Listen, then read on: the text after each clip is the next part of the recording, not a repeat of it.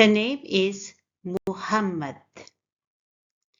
Muhammad.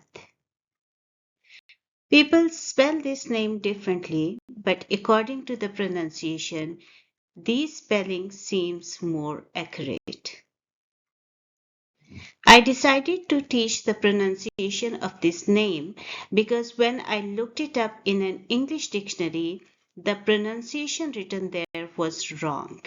This is not the correct phonemic script for Muhammad. So let's find out what is the correct pronunciation. Here is the correct pronunciation. Muhammad is a three-syllable word. The first sound is mo. We stress the second syllable, hum, and in the end, mad. Muhammad. Here there is a sound.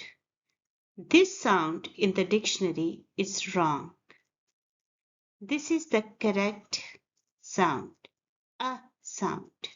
And here as well there is a sound, Muhammad. I hope this video was helpful. I plan to make another video on another mispronounced name, which is Ali. Mostly people call it Ali. And let me know in the comments if there is any other name you want me to make a video on.